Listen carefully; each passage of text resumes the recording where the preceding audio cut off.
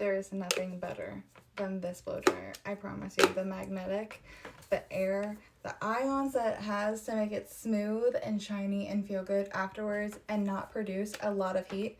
This is the best hair dryer I've ever used, even compared to my $400 hair dryer.